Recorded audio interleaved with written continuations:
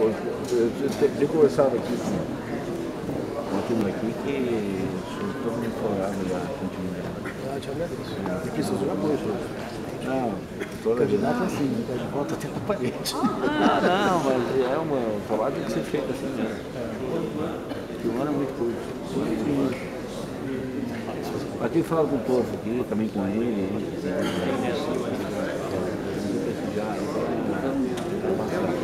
Eu continuo do ano passado, e é a melhor opção. É isso. Vai ficar aí até amanhã, tá indo embora? Não, eu vou ficar eu vim para assistir o evento. Boa noite, senhoras e senhores economistas, professores, estudantes, autoridades. Solicitamos a todos que se ponham em pé para juntos ouvirmos o hino nacional.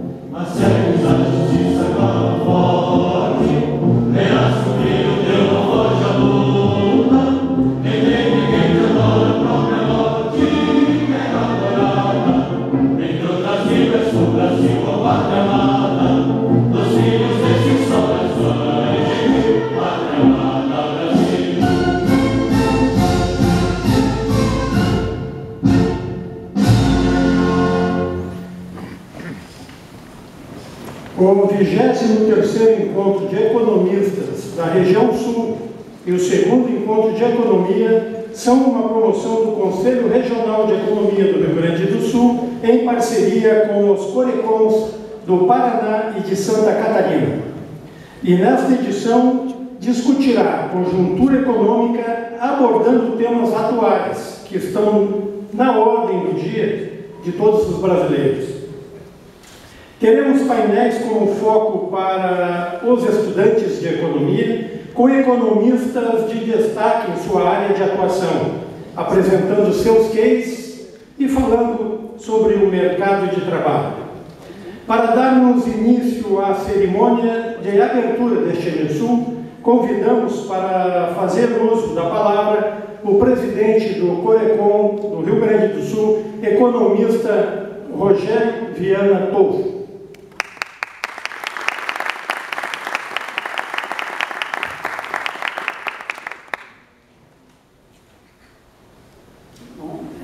Boa noite, saúdo a todos, né?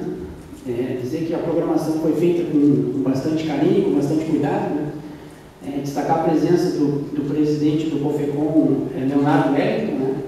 E destacar também a presença do presidente do Paraná, Santa Catarina, conselheiros federais, economistas, né? É importante comentar que aconteceram em torno de 200 inscrições, né? Tem ônibus do interior, tem estudantes vindo de várias faculdades e universidades que devem chegar amanhã de manhã para o evento. Né? Basicamente é isso, e eu vou passar a palavra para o presidente do COFECON. Obrigado. Presidente do COFECON, então, por favor, dirigir-se ao público. Economista Wellington Leonardo da Silva. Boa noite, presidente.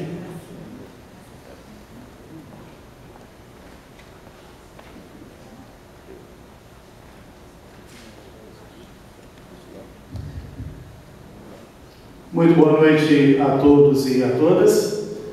Em primeiro lugar, gostaria de agradecer o convite que me foi feito para estar aqui neste evento significativo para a região sul. E, ao cumprimentar o presidente do Corecon Rio Grande do Sul, Rogério, cumprimento a todos os presentes, a todos e a todas. Muito boa noite. Serei breve. A importância de eventos desse tipo vem se transformando, vem adquirindo cada vez mais importância. E por que isso? Nós vivemos uma quadra no Brasil que não é uma quadra simples. Temos várias dificuldades, desde as dificuldades econômicas, uma crise gigantesca, um desemprego muito grande,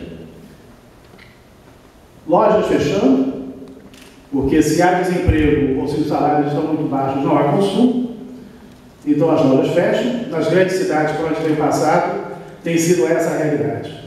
Fala-se na crise de 2008, mas eu proponho uma reflexão um pouco mais profunda. Se analisarmos os últimos 50 e poucos anos, veremos que de 70 para cá, várias crises aconteceram. E várias delas com razões muito parecidas a este ápice da última. E é evidente que elas chegariam ao Brasil. Medidas foram tomadas, correta ou incorretamente, para que ela chegasse um pouco mais tarde, mas ela chegou. Chega uma hora que tem que pagar a conta, não tem jeito. Eu estava outro dia relendo um texto antigo em que se desenvolvia a seguinte tese: países que têm um PIB, o PIB potencial de 600 bilhões de dólares, uma população superior a 2 milhões de habitantes, um território amplo e livre de tensões raciais, religiosas e de disputas de fronteira com seus vizinhos, tem tudo para se tornar uma nação desenvolvida. Quando se pega os países do mundo e se faz essa peneira, você encontra o Brasil, os Estados Unidos, a Índia, a China e a Rússia, como aqueles que preenchem esses quesitos de maneira mais significativa. O que nos falta, eu agrego a essas condicionantes, eu agrego que o país tenha que ter uma elite que mereça, que seja digna desse nome. No Brasil, a nossa elite não tem correspondido muito bem. O Brasil não faz planejamento de longo prazo, por exemplo. No Brasil, se apaga um incêndio hoje, e amanhã está se apagando um outro incêndio, depois de amanhã mais um incêndio, mas planejamento de desenvolvimento de longo prazo não temos, e não temos há décadas, não temos há muito tempo. Isso é muito ruim. Nós organizamos um debate com os economistas que estão preparando os planos econômicos de todos os presidenciários. Só 3 não enviaram representantes. O candidato Alckmin não mandou representante, a candidata Marina Silva não mandou representante e o candidato Bolsonaro não mandou representante, embora 2 pessoas que são da sua campanha lá em Brasília, são conhecidas, estiveram durante o evento o tempo inteiro. Isso está gravado lá no Facebook e na página do Conselho Federal. Eu recomendo que assistam. Recomendo que assistam. Tem muito mais do mesmo, mas também tem algumas ideias interessantes, para que se tenha a noção do que estão planejando trazer para o país e para nós, todos os cidadãos que aqui moramos, dependendo de quem ganha a eleição. Nós temos no Conselho Federal um fórum que tem discutido a questão da diminuição das desigualdades, a redução das desigualdades sociais. Como consequência desse fórum, nós montamos uma proposta de reforma tributária. É uma publicação de quase 500 páginas, da qual fizeram parte 40 tributaristas, foi coordenada pelo Fagnani, de São Paulo, e foi entregue a cada um dos economistas das campanhas que nós tiveram, e foi enviado um exemplar para cada Conselho Regional de Economia para que façam essa discussão também nos seus estados. Porque reforma tributária todo mundo diz que quer. O problema é qual? Né? Quando chega na hora da disputa, do jogo de interesses, eu quero uma reforma tributária que isente, o meu vizinho quer uma que isente a ele. Se tiver que penalizar, problema meu.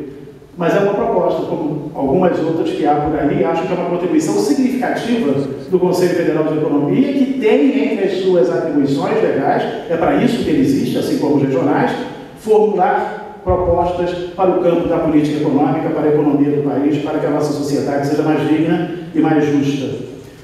Um segundo eixo que esse fórum tirou para ser trabalhado é uma reestruturação da Seguridade Social e da educação. Estamos começando a trabalhar, a produzir, para fazer proposta para esses dois temas. Vai haver um seminário em dezembro com especialistas do país inteiro, para elaborar também uma publicação de fôlego, consistente tecnicamente, para colocar em discussão os espaços políticos e da sociedade. Muito me agradou ver aqui uma mesa que vai ser no dia 25, às 10h50, para tratar de economia regional. A nossa próxima revista dos economistas, que é uma publicação que o Conselho Federal edita, vai tratar de desenvolvimento regional. E partimos de uma ótica que eu julgo bastante interessante. Quem vai estar escrevendo sobre desenvolvimento regional na revista dessa vez? Um economista da região sul, que trabalha na área, economista do Nordeste, economista do Norte, economista do Centro-Oeste, economista do Sudeste, ou seja, discutir desenvolvimento regional e como equalizar as desigualdades regionais que nós temos no Brasil com os olhos de quem ali vive. Nenhum economista conhece melhor as dificuldades e as potencialidades da região sul, por exemplo, já que estamos nela, do que os economistas aqui. Então, é mais uma contribuição que o Conselho Federal de Economia está dando para a discussão da sociedade. Muito bom que aqui também isso vai ser discutido. Temos discutido, toda a plenária tem uma discussão prévia, que vai desde taxa de juros a desenvolvimento. E soltamos notas técnicas que estão todas na nossa página. Há um material farto que é interessante ser visitado, ser lido, para nos alimentar nas discussões sobre política econômica que todos nós temos em nossos espaços profissionais. Muito obrigado, boa noite a todos e a todas.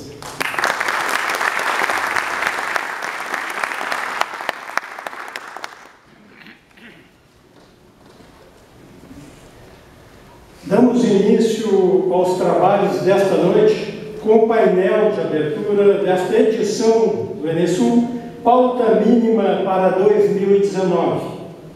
Chamamos o economista Bruno Caldas, que coordenará os trabalhos. Bruno Breyer Caldas é doutor em Economia pela URGS, professor adjunto da PUC, pesquisador da FEE, vice-presidente do Corecon do Rio Grande do Sul.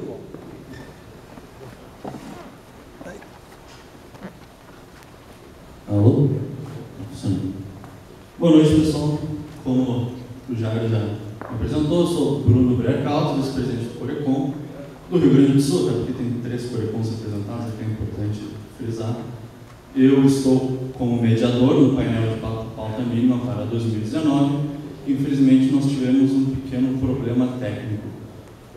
Na verdade, de infraestrutura. O avião do Samuel Pessoa, que deveria chegar, não conseguiu pousar por motivos de dificuldade e falta de infraestrutura no nosso aeroporto. Pelo menos é o que nos foi dito no momento. Logo, eu assumi como mediador de maneira improvisada, mas não menos competente.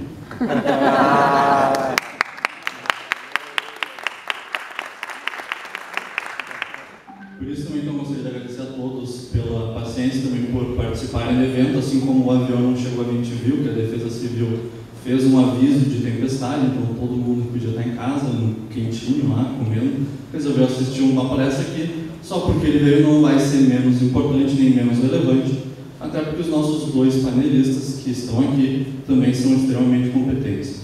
Antes de apresentar os panelistas, eu gostaria então de apresentar a vocês um vídeo que o Samuel Pessoa fez ainda no aeroporto, se desculpando e falando sobre a situação dele.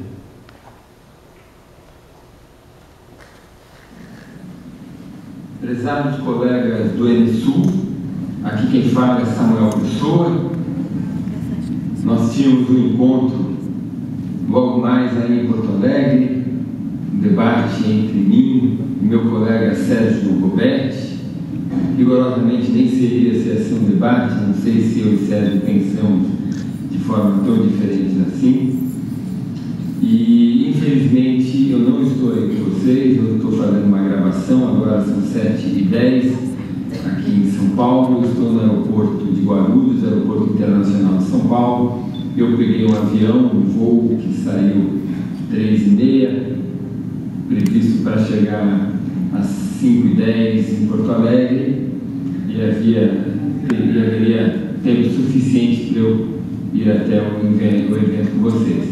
Infelizmente, o avião, quando faltava 15 minutos para pousar, uma pane técnica no radar impediu que ele pousasse, e o avião teve que retornar e fazer o pouso aqui no Aeroporto Internacional de Guarulhos. E, portanto, vocês vão ter agora 2 palestras, a palestra de Sérgio Gobetti e a palestra da Patrícia Palermo, da economista Patrícia, e depois uma conversa sobre os temas. O debate que nós... O vídeo também foi feito em 2 partes. Desejo a todos vocês, da Ilha Sul, que vocês tenham um ótimo evento, um ótimo debate com Patrícia e Sérgio, e torço para que haja outras oportunidades para que eu possa ir a Porto Alegre e conversar com vocês sobre esses temas. Muito obrigado e até a próxima. Bom, então, sem mais delongas, vamos iniciar. Primeiro gostaria então de apresentar ele, que é doutor e mestre em Economia pela UNB, também pesquisador do Instituto de Pesquisa Econômica Aplicada, do IPE, e realiza estudos nas áreas de política fiscal, finanças públicas, tributação e federalismo fiscal. Entre 2010 e 2013, trabalhou no Ministério da Fazenda, onde exerceu os cargos de assessor especial do ministro e secretário adjunto de Política Econômica, responsável pela Subsecretaria de Política Fiscal e Tributária. Por favor, uma salva de palmas para o professor Dr. Sérgio Gobetti.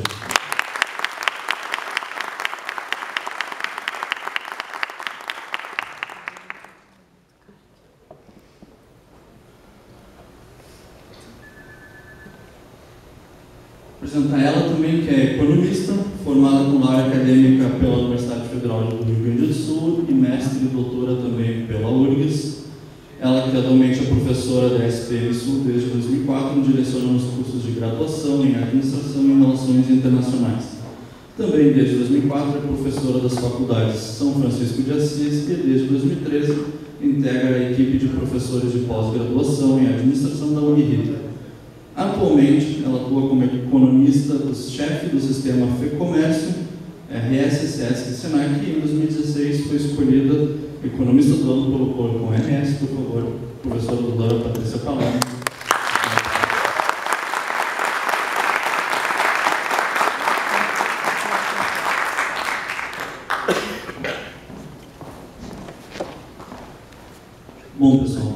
dinâmica será a seguinte: serão 30 minutos para cada palestrante falar sobre as suas ideias, sobre a conjuntura, sobre uma pauta mínima. Também gostaria de agradecer agora a Patrícia Palermo, já que ela também aceitou de último momento esse convite. Ela ficou sabendo lá pelas 5 horas da tarde que ela não seria mediadora, ela seria uma palestrante.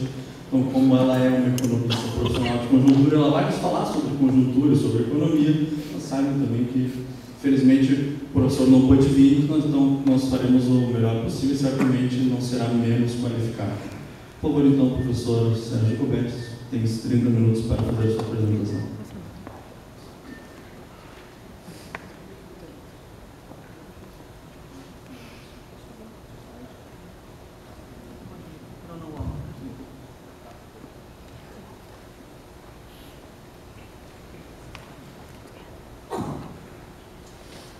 Boa noite a todos. Agradecer ao Corecon por esse convite. É um prazer estar aqui hoje de noite, nessa noite úmida, né, de inverno porto-alegrense, como tem sido as últimas. É um prazer aqui também estar com a Patrícia, com o Bruno. Infelizmente, o Samuel não pôde estar aqui. Com certeza, essa ausência torna o debate um pouco menos interessante.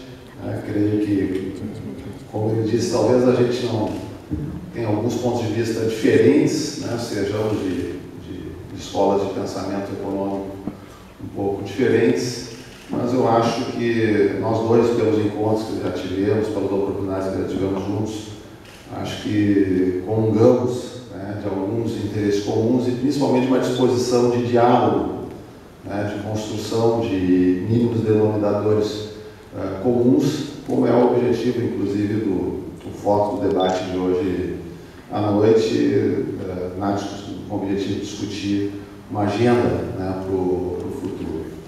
Essa disposição é muito importante, sobretudo pelos dias atuais, o momento atual que a gente vive no país de muita polarização política, né, de uma radicalização muito forte, e até mesmo por isso, né, eu creio que a possibilidade, né, de sucesso, né, de uma agenda de reformas no curto prazo, ela depende de duas questões fundamentais. Né? Acho que, em primeiro lugar, a gente precisa ter um balanço mais equilibrado dos erros e acertos do passado recente. E tem sido difícil a gente produzir balanços equilibrados, assim, não diria com uma isenção, né, completa, mas com uma tentativa, né, de realmente buscar de forma menos apaixonada, né, politicamente, fazer um diagnóstico sobre os problemas, os erros e acertos do passado.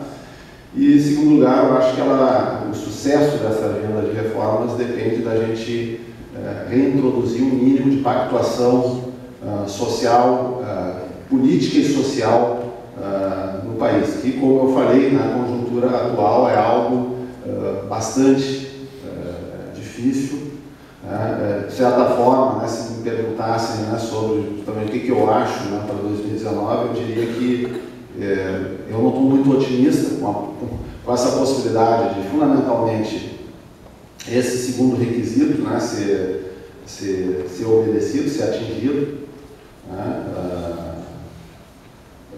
o debate econômico em geral, né, não em fóruns exatamente como esse, mas através das mídias sociais, através dos veículos de comunicação, tem estado muito complicado. Né? Mas, além do debate em si, eu acho que a grande questão é como você produz um pacto social no país.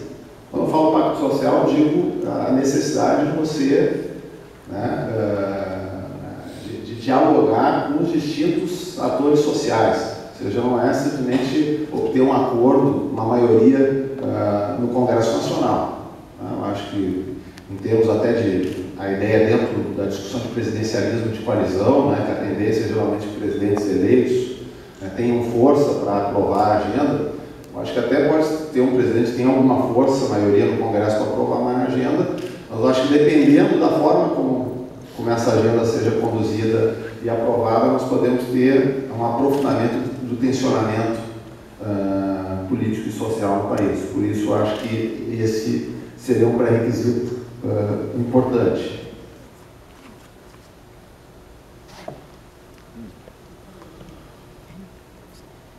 Aqui, então, os pontos, esses dois pré-requisitos que eu havia destacado.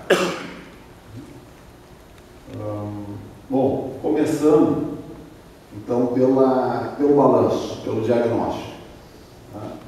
Eu acho que, em primeiro lugar, falando dos acertos do passado recente, eu acho que é importante se resgatar a importância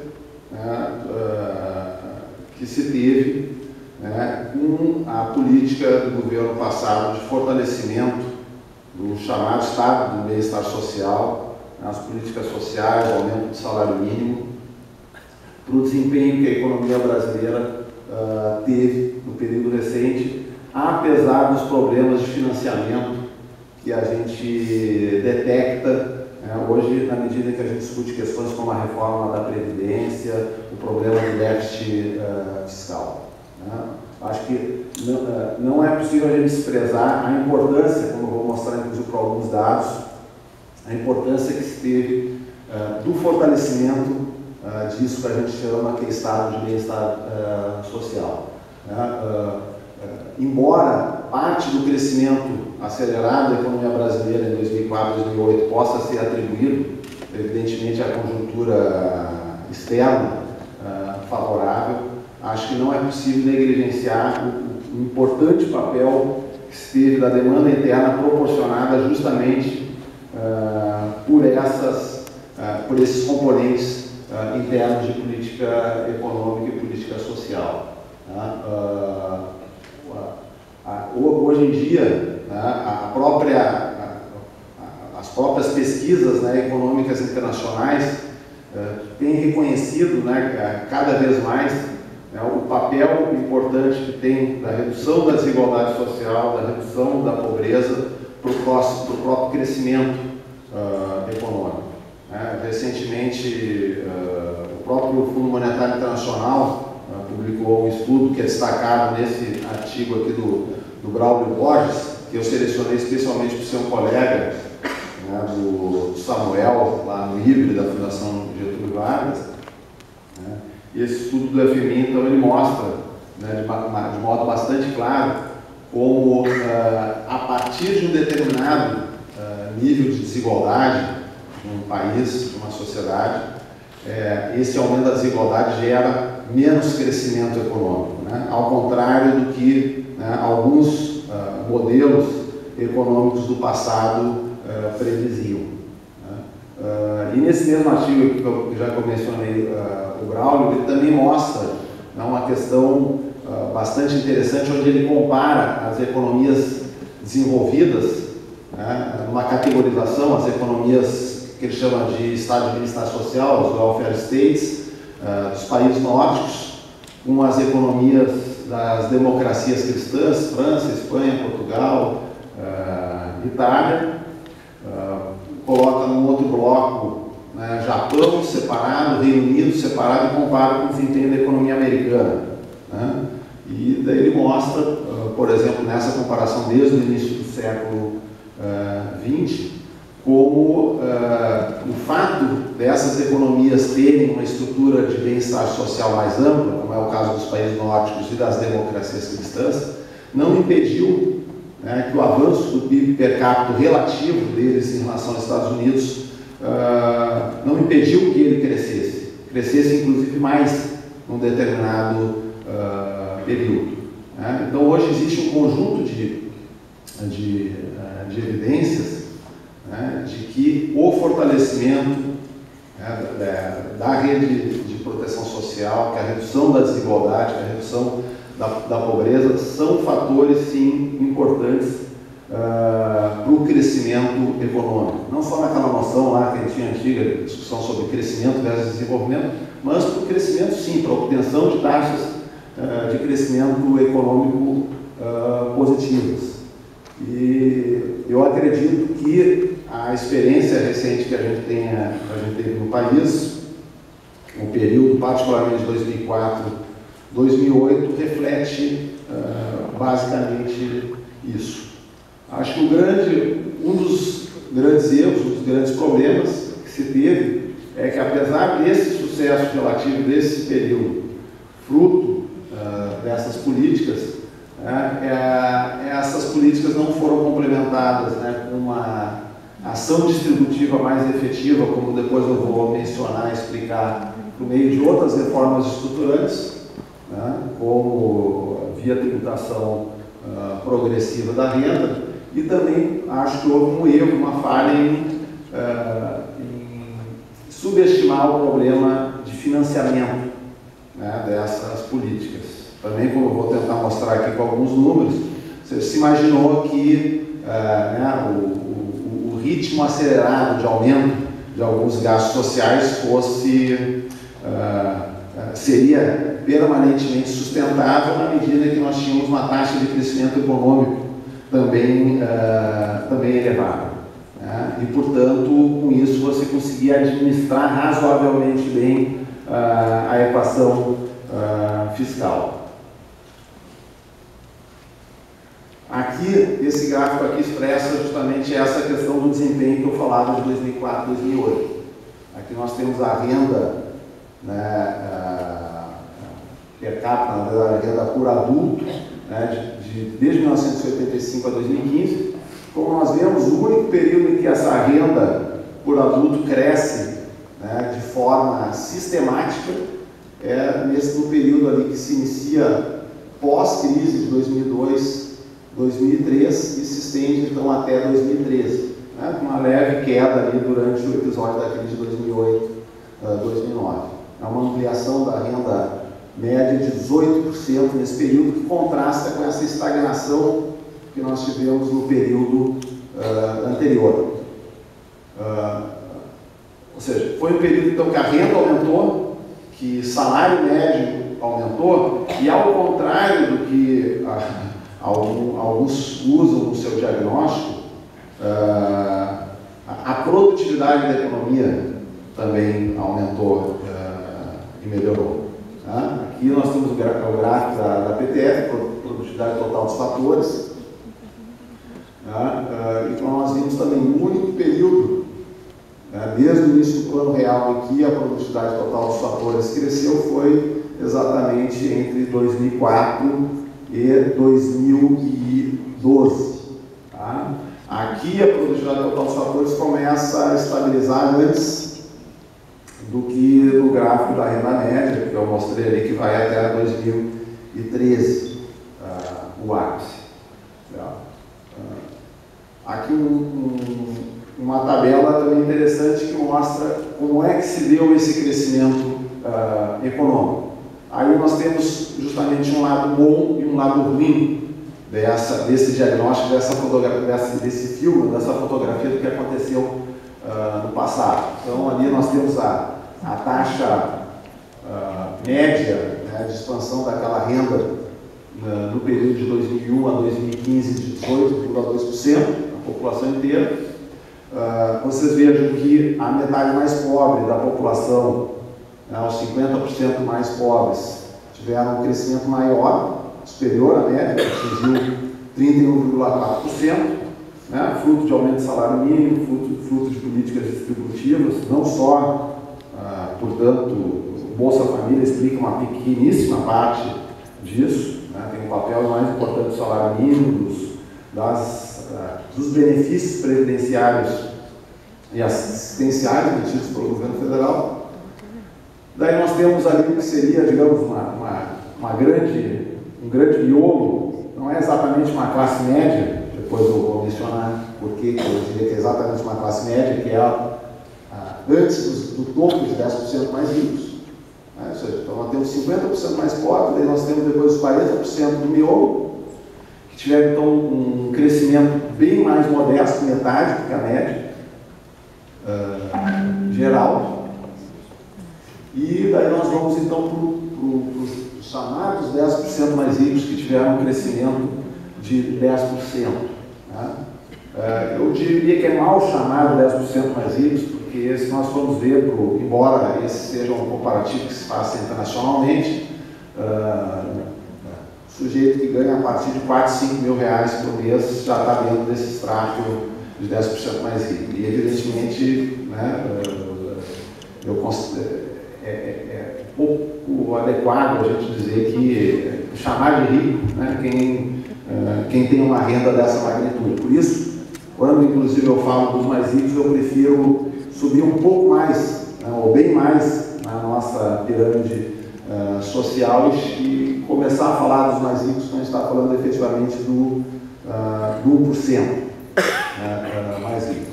E aí nós vemos que, vejam que também coisa interessante, quando a gente compara se a taxa de 1% mais rico cresce 25,9%, significa que a dos outros 9%, então ali dentro dos 10%, cresceu menos para a média ser de 20%. Ou seja, então os outros 9% estão mais ou menos no mesmo time lá daqueles 40%.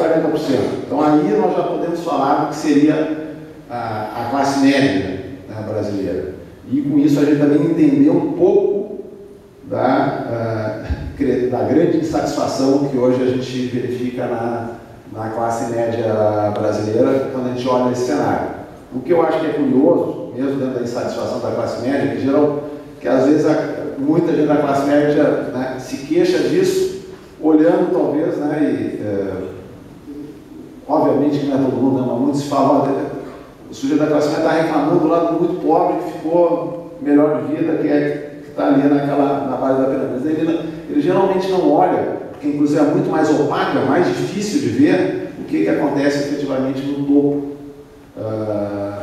da pirâmide. E por que inclusive no topo da pirâmide? Porque esse topo da pirâmide estava mais ou menos escondido, a gente não sabia direito o que acontecia com esse topo da pirâmide a partir apenas das chamadas pesquisas de amostra domiciliar, né, realizadas pelo IBGE, em cima das quais a maior parte das pesquisas de desigualdade no Brasil eram conduzidas até 2014. Tá? Lá no IPE nós mesmos tivemos um embate, uma polêmica muito forte sobre essa questão da desigualdade. Há muitos anos atrás já começou essa discussão se afinal de contas a desigualdade vinha caindo mesmo ou não. E vejam que então não é uma resposta muito clara para isso. Nós temos os pobres ficando bem menos pobres, tendo um crescimento expressivo de renda, a classe média ficando com uma renda relativamente estagnada, ou crescendo bem menos, e nós temos, quanto mais a gente sobe na escala do topo, a gente começa a ver que, então aí nós temos um crescimento de renda vertiginoso dos ricos ou dos muitíssimos ricos, como nós vemos ali, a gente vai para o 0,1, para o 0,01, 0,01% mais rico. Então, os efeitos disso sobre desigualdade são difusos.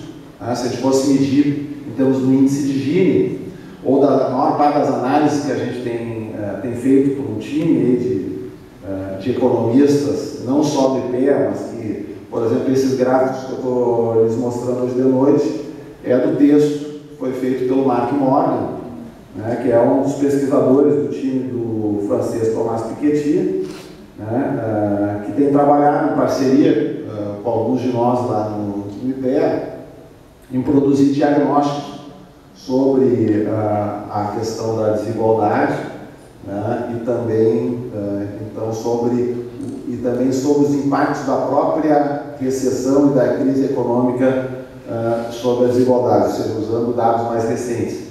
Por que faltou dizer, esse tipo de análise do topo só se tornou possível a partir de 2015, com a divulgação pela Receita Federal de microdados das declarações de imposto de renda, né, a partir dos quais a gente consegue efetivamente conhecer a renda dos muito ricos, porque as pesquisas domiciliares, como se demonstrou, elas subestimavam a renda dos mais ricos no Brasil. Ou seja, ela refletia bastante bem a renda dos mais pobres, da classe média, mas subestimava a renda dos mais ricos. Então nós temos esse efeito ambíguo em termos de desigualdade. E não só de ver a fotografia, como também aqui a gente vê o filme através do tempo. O que isso mostra? Isso mostra, desde se a gente for pegar o período mais recente, lá, vejam aqui nesse gráfico aqui, divide-se, isso aqui foi o Pedro Herculano junto com o Mark, Pedro Herculano, colega do IPE, junto com o Mark Norman, reconstruindo a série de desigualdade. Isso é parte da tese de doutorado do Pedro, que inclusive recebeu o prêmio, foi a tese de doutorado premiada em primeiro lugar no ano passado, se não me engano, não lembro se foi pelo BNDES ou onde que ele foi premiado, reconstrói, né, a série de desigualdade desde 1926, e o Pedro não é economista, né, é um cientista social, interessante, cientista social quantitativo, e ele, então, várias coisas são muito interessantes ao a gente ver essa figura aqui que está mostrando a renda concentrada pelo 1% mais rico no Brasil. Né? A primeira coisa que eu ia chamar, que é muito importante nos dias de hoje, né, na medida em que tanta gente tem aparecido, tantas viúvas da ditadura militar. Né? Nós vemos aqui nesse gráfico de forma muito nítida o extremo aumento de desigualdade que nós tivemos nos 2 grandes períodos de regime ditatorial no Brasil, que foi o período da ditadura Vargas, do Estado Novo, e o período, então, da ditadura militar pós-1964. E o outro aspecto importante, nós tivemos um período lá de queda da desigualdade importante, entre 1944 e 1962, e é algo que não ocorreu só no Brasil, ocorreu em vários países do mundo no pós-guerra. Eu não vou mostrar tanto isso em números, mas, sem dúvida, um dos motivos por quais caiu a desigualdade nesse período tem a ver com a progressividade tributária. Né? Quem leu o livro do Piketty sabe a que alturas chegaram as alíquotas máximas, né, de imposto de renda no século XX, inclusive nos Estados Unidos e no Reino Unido, né? E no Brasil também. Para quem não sabe, as alíquotas de imposto de renda chegaram no Brasil na década de 60, antes do golpe, a 70%. Né? Ninguém defende retomar isso hoje. Eu não estou defendendo retomar isso hoje no Brasil. Mas é interessante notar o papel que isso cumpriu no Brasil e cumpriu nos Estados Unidos e no Reino Unido, onde, pasmem, as alíquotas máximas de imposto de renda nas duas economias anglo-saxãs, superaram as alíquotas máximas a 90%. Agora, isso não atingiria nenhum de nós que está aqui, evidentemente. Né? Isso é uma alíquotas que atingiriam pessoas, dentro da estrutura deles, pessoas que, por exemplo, ganhariam mais do que 10, 20 milhões de reais por ano. E nós temos a quarta parte do gráfico que mostra, então, ali há uma omissão de dados naquele período, lá que separa o dado do ano de 1986 e 1998, a falta de dados para um novo período, e a partir, então, de quando se tem os dados ali, desde 1995, início do Plano Real até hoje, a gente vê, então, uma estabilidade da concentração de renda, uma leve tendência de crescimento no período recente. E aqui a gente compara, então, a gente já viu essas facetas da desigualdade, a comparação através do tempo, e aqui a gente compara com outros países. Né? E não há, nos estudos internacionais, na base de dados, né, dos economistas que trabalham com Piketty, nenhum país cuja concentração de renda no topo se equipare à brasileira. Tá? Ali nós temos 1% mais rico ali concentrando cerca de 23% da renda nacional, E o que é mais, digamos, assombroso é que não é só que 1% concentra 23%, mas aí se você vai para o... divide esse 1% em 20 partes e pega, portanto, o 0,05% mais rico, esse 0,05% mais rico, que é 1/20 desse 1%, ele tem aquele 8,5% da renda nacional. Meio milésimo da população brasileira concentra 8,5% da renda nacional.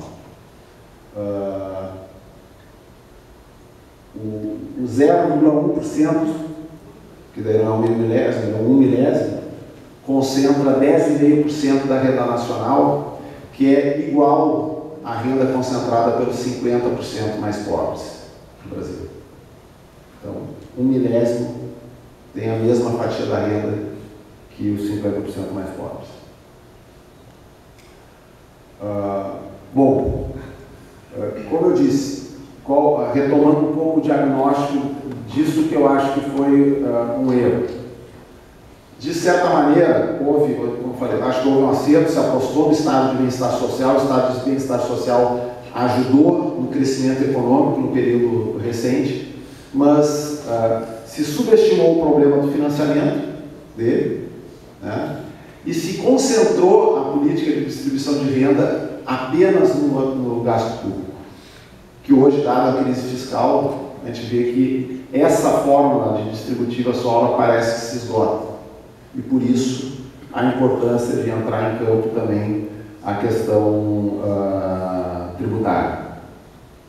Além disso, né, eu poderia aqui, eu dei uma longa exposição sobre esse aspecto, né, eu diria que também tem uma série de outros equívocos de condução de política econômica, mais de política macro, que a gente consegue ver principalmente a partir de 2011, né, algumas antes, mas principalmente a partir de 2011, só que eu acho que de forma nenhuma nós podemos, embora hajam esses erros, né, desse período mais recente, eu acho que de maneira nenhuma a gente pode tentar explicar a profunda recessão que a gente teve no final de 2014 até agora apenas a esses erros. Eu diria até mais. Eu acho que uma menor parte da recessão profunda que a gente viveu no período recente se deve a isso, né? Se o Samuel estivesse aqui, provavelmente ele iria polemizar, ele esteve polemizando longos meses com o Braulio, de quem eu lhes falei, né, lá no IBRE também, em vários estudos, né, que eles usam métodos econométricos e grupos de controle, né, para comparar diferentes economias, para tentar ver o quanto da recessão atual é explicada pelos erros, né, de política econômica, os erros da chamada nova matriz econômica, que eu acho muito ruim de chamar isso, principalmente para quem viveu lá de dentro, para quem esteve, né, trabalhando no Ministério da Fazenda nesses anos, em ver que, na verdade, não existia uma política econômica realmente coordenada, ou seja, não existia uma ideia consistente, bem elaborada, né? E grande parte do que eu diria que é dos erros é justamente por ter uma política inconsistente, uma política de zigue-zague, que hora vai para cá, hora vai para lá. Eu acho que esse foi o grande problema que se teve em termos de condução de política econômica, né? Nisso de 2011, né, o governo, né, anunciou um ajuste fiscal que era para o que na época, ou seja, um ajuste fiscal para permitir que o Banco Central reduzisse a taxa de juros, para dar maior flexibilidade para o Banco Central reduzir a taxa de juros. E daí a taxa de juros foi reduzir lá no final de 2011. Daí em 2012 desiste de dar continuidade ao ajuste fiscal. E assim, então, numa sequência de vem para cá e vai para lá. E também conhecendo, como eu disse, não só por ter acompanhado um pouco desse zigue-zague, né, mas também conhecendo quem são os atores, as pessoas envolvidas. A gente não via, quem conhece as principais pessoas, desde o ministro, o secretário de Política Econômica, conseguia ver que não existia, né, claramente uma visão, né, única, que que a gente pudesse associar efetivamente como uma nova matriz de política econômica. E, então, eu vou falar assim, acho que teve seus efeitos, teve erros importantes na condução, mas o tamanho da crise que a gente vive, desde o final de 2014 até hoje, não tem como explicar por fator econômico. Aí a gente tem que considerar o efeito da crise política. A crise política que o país mergulhou paralisou absolutamente tudo. Ou seja, por pior, maiores tenham sido, acho, os equívocos de política econômica, não há o que explique, né, um mergulho. Depois a gente pode ver, o país vinha desacelerando a sua taxa de crescimento, superou 4% do PIB em média no período do governo Lula para 2%, no primeiro governo da Dilma. A tendência era desacelerar, inclusive pelo cenário internacional, mas nada que justifique a gente tenha entrado nessa rota, que a economia caiu quase 4% nos 2 anos seguidos, mal cresceu no ano passado e tem tido essa dificuldade enorme de retomar um ritmo mínimo que seja de crescimento. Na questão fiscal, também, eu acho que há também um erro de avaliação que se dá em grande parte uma confusão com os próprios números, com as próprias estatísticas fiscais. Eu diria aí que sobre a política fiscal, que o erro fundamental da política fiscal da Dilma não foi ter necessariamente gasto demais. Esse não foi o principal erro, mas gasto nas coisas erradas. Aqui eu cito a tal agenda Fiesp, das desonerações tributárias desordenadas, né, e dos subsídios, via crédito do BNDES, via outras políticas de subsídio para energia elétrica e tal, controle de tarifas, em lugar de investimentos públicos. Ou seja, eu substituí investimentos públicos por uma política de tentar, como eu vi a crise econômica muito forte internacional, qual que era o raciocínio que o governo tinha? O governo é mais demorado, o investimento público custa acontecer, é mais lento. Eu ainda tive em 2011 o escândalo aquele do DENIT, envolvendo a condução lá do Ministério dos Transportes. Então, qual que é a opção política que se tem? Vamos injetar recursos nas empresas, que as empresas investem de forma mais rápida. Sem dúvida, as empresas investem de forma mais rápida, desde que elas queiram investir.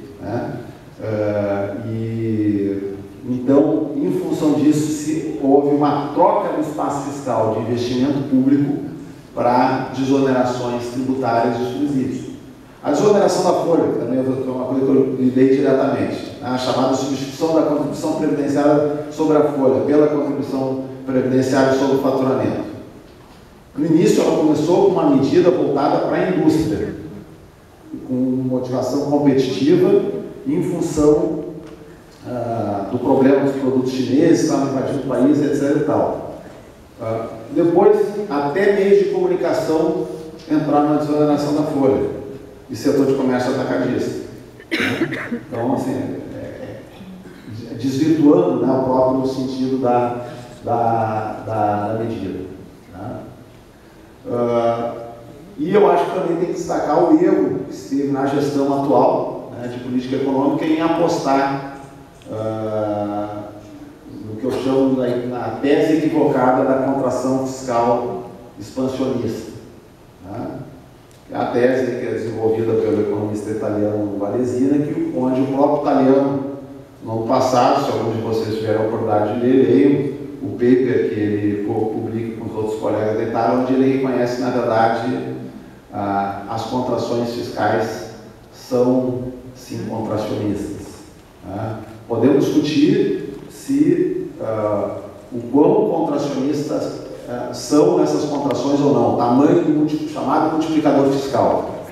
Né? Mas a ideia de um multiplicador fiscal negativo, como estava implícito nessa tese, que foi muito popular, né, entre os chefes de Estado europeus nas 2 décadas passadas, né, desse modo essa tese se demonstrou equivocada, como de certa maneira fazem a minha culpa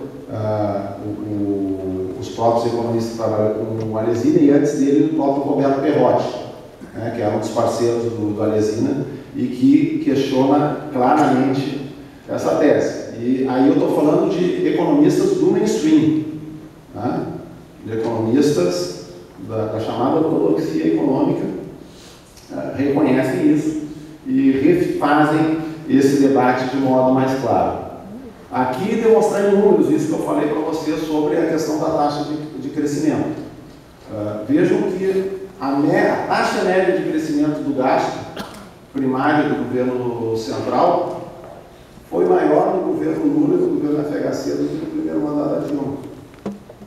4,5% ao ano, 5,3% ao ano, 13,5% ao ano no primeiro mandato da Dilma. Mas como é que se deu essa expansão?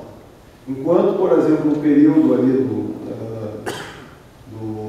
do governo Lula, o investimento cresceu a uma média de 8,5% ao ano, né?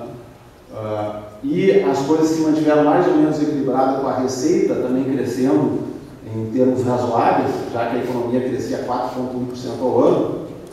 No período da Dilma, o que acontece com o investimento público? Como eu lhes falei anteriormente, o investimento público começou a ser reduzido. Pequena redução, mas passou a ser reduzido. Em compensação, o que aumentou muito? Aumentou muito os subsídios e também aumentou as exonerações, como a gente vê pelo efeito lá da receita tributária ali embaixo. Por que a receita tributária cresce menos que o PIB? O PIB já estava crescendo um pouco, 2,3%, e a receita tributária crescendo 1,4 pontos percentuais ao ano. E daí nós temos então um período recente. Quando a gente olha lá o período Dilma-Temer, de 2010 para 2014 para 2018, nós temos com gasto praticamente congelado em termos reais.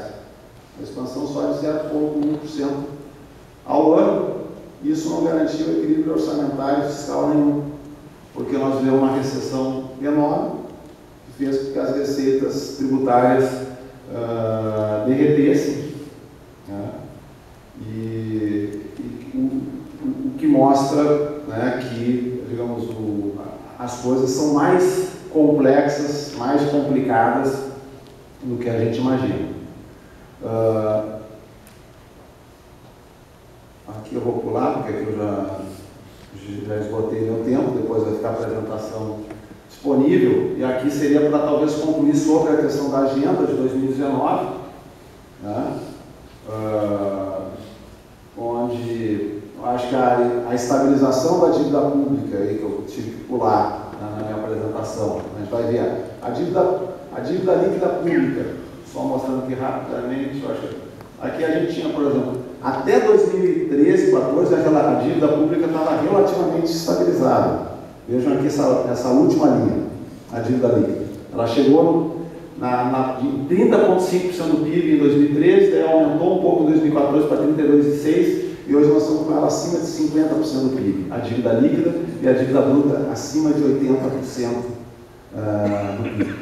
Tá? Então é uma deterioração muito rápida, muito forte e explicada no período recente, principalmente pelo grau de recessão que deteriorou os resultados fiscais. Então, a estabilização da dívida exige crescimento econômico, juros sob controle e ajuste fiscal. Dois problemas para isso. Como fazer um ajuste que não inviabilize a retomada do crescimento? Se a gente voltar de novo lá na tabela lá que eu mostrei antes, vocês vejam que como é que se atingiu o congelamento de gasto no período agora, nos 4 anos? Foi basicamente por corte de investimento. Né? Dentro daquela discussão que se tinha, vou impor o teto e a sociedade democrática vai entrar lá no Congresso, nós vamos discutir o que é melhor e o que é prioridade. Não existe isso. Isso é ficção, com os lobbies, com a força das corporações. O que acontece? Gasto pessoal continua aumentando, benefícios sociais crescem pela própria dinâmica inercial das regras de aposentadoria. E onde é que é feito o ajuste? Subsídios, até corretamente, que caiu, inclusive porque também o diferencial de juros da TJ